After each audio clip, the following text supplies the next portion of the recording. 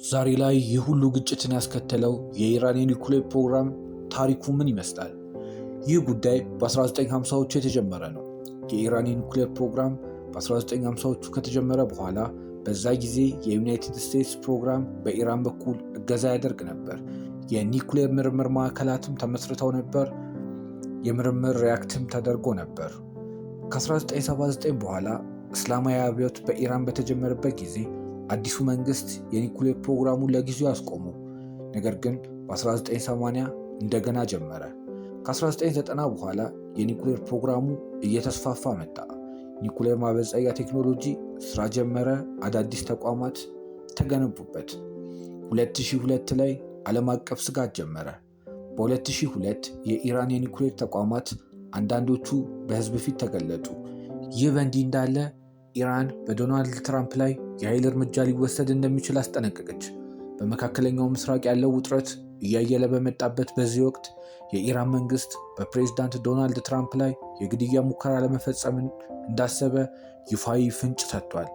ቴህራን ይህንን ማስጠንቀቂያ የሰጠችው በአሜሪካና በተለያየ የዓለም ሀገራት ላይ የሚገኙ ስሊፐር ሴሎች የተሰኙ ጥቃት ፈጻሚ ቡድኖቿ እንዲነቁ ትዕዛዝ ማስተላለፏን በገለጸችበት ወቅት ነው።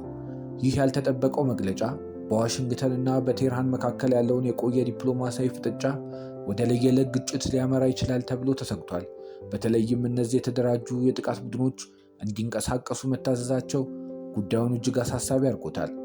የአሜሪካ የደህንነት ተቋማት በጉዳዩ ላይ ምን ምላሽ እንደሚሰጡ እየተጠበቀ ቢሆንም በቀጠናው ያለው የኃይል ሚዛን ወዴት ያዘነብላል የሚለው የብዙዎች ስጋት ነው። የኒውዮርክ ታይምስ ዘገባ እንደጠቆመው በቅርቡ የኢራን የበላይ መሪ ሆነው የተሾሙት የ56 ዓመቱ ሞጅታባ ካሜኒ በእስራኤልና በአሜሪካ ጥቃት እግራቸው ላይ ጉዳት ደርሶባቸዋል ብሏል።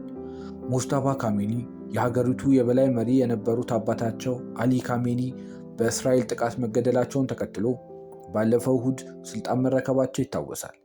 መሪው ከተሾሙ 3 ቀናቸውን ቢያስቆጥሩም እስካሁን በአደባባይም ሆነ በቪዲዮ አለመታየታቸው የደረሰባቸው ጉዳት ከባድ ሊሆን እንደሚችል ግምቶችን አበርክቷል። የኢራን ፕሬዝዳንት ልጅ መሪው በሰላምና በጤና ላይ እንደሚገኙ ቢገልጹም ስለ መቁሰላቸው የተሰራጨውን መረጃ ግን በቀጥታ አላስተባበሉትም። የእስራኤል መከላከያ ሚኒስቴር ኢዝራኤል ካትዝ ማንኛውም የኢራን መሪ የጥቃት ኢላማችን ነው በማለት መዛታቸው አዲሱን መሪ ለደህንነታቸው ሲሉ ተደብቀው ሊሆን እንደሚችል ሌላኛው መላምት ሆኗል። በአሁኑ ወቅት አዲሱ መሪ በአደባባይ አለመታየታቸው የኢራንን የፖለቲካ አለመረጋጋት ጥያቄ ውስጥ ከቶታል። ይህ በእንዲህ እንዳለ ኢራን በዓለም ዋንጫው እንደማትሳተፍ ይፋ አድርጋለች። ኢራን በመጪው ክረምት በሚካሄደው የዓለም ዋንጫ እንደማትሳተፍ የሀገሪቱ የስፖርት ሚኒስቴር አህመድ ዶንማኒ ተናግረዋል። የኢራን የስፖርት ሚኒስቴር አህመድ ዶንማኒ አሜሪካና እስራኤል በጣምራ የከፈቱት ጦርነት ሀገሪቱን ሁለንተናዊ መሪ አያቶላ አሊ ካሜኒን መግደሉን ተከትሎ በዓለም ዋንጫው እንደማንሳተፍ እንገልጻለን ብለዋል። ግጭቱ አሁን በሌሎች መካከለኛው ምስራቅ አገራት ውስጥ እየተስፋፋ ሲሆን ኢራን በአካባቢው የሚገኙትን የአሜሪካ ወታደራዊ ካምፖች በመምታት የበቀል እርምጃ እየወሰደች መሆኑን ገልጸዋል። የ2026 የዓለም ዋንጫ በአሜሪካና በካናዳና በሜክሲኮ በጋራ አስተናጋጅነት እንደሚካሄድ የተገለጸ ሲሆን ኢራን በሎስ አንጀለስ ከኒውዚላንድ እንዲሁም ደግሞ ከቤልጅየም እና ከግብፅ ጋር በሲያትል ጨዋታዎች እንደነበሯት አስቀድሞ የወጣው መረጃ ያሳይ ነበር። ሆኖም ዶኒያ ማሊ ኢራን በውድድሩ ላይ ለመሳተፍ ወደ አሜሪካ እንደማትጓዝ በግልጽ ቡድኑ የመሳተፍ እድል እንደሌለው አጥብቀው ተናግረዋል። ሚኒስትሩም ይህ ብልሹ መንግስት መሪያችንን ከገደለ ወዲህ በዓለም ዋንጫው ላይ የምንሳተፍበት ምንም አይነት ቅድመ ሁኔታ የለም ብለዋል። በኢራን ላይ የተወሰዱት ተንኮል አዘል እርምጃዎች አንጻር በ8 ወይም በ9 ወራት ውስጥ 2 ጦርነቶችን ለማስተናገድ ተገደናል ብለዋል። ሺህ ወገኖቻችን ተገለውብናል። ስለዚህ በዚህ መንገድ የመሳተፍ ምንም እድል የለንም ሲሉ ተደምጠዋል። የፊፋው ፕሬዝዳንት ጂያኒ ኢንፋንቲኖ የትራምፕ አስተዳደር ኢራንን በዓለም ዋንጫው ለመቀበል ዝግጁ መሆኑን ዛሬ ጠዋት ላይ ገልጸው ነበር። የመጨረሻው ምዕራፍ አሜሪካ የኢራንን ምሽጎች ለማፈራረስ ግዙፍ ቦምቦችን እያከማቸች ነው። በሚድል ኢስት ያለው የፖለቲካና ወታደራዊ ውጥረት እየጨመረ መጥቷል።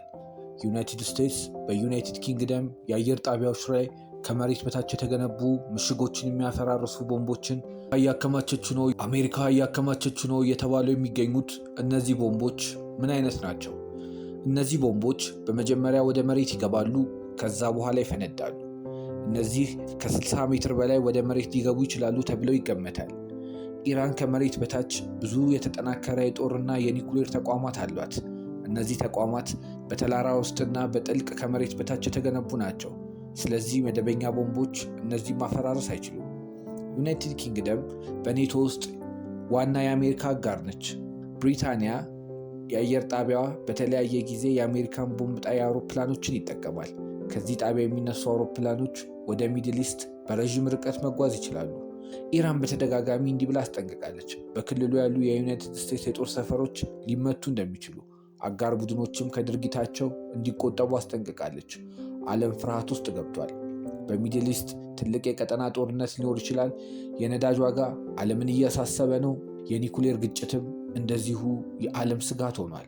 የአሜሪካና የኢራን ጦርነት ይህንንና መሰል ጉዳዮችን እያስተናገደ እስከዚህ ጊዜ ቆይቷል። ለእናንተ ወቅታዊና ታማኝ መረጃዎችን እያቀረብን እንቀጥላለን። ይህ አርኪ ቲዩብ ነው። ምርጫችሁ አድርጋችሁ ስለምታዳምጡን እናመሰግናለን።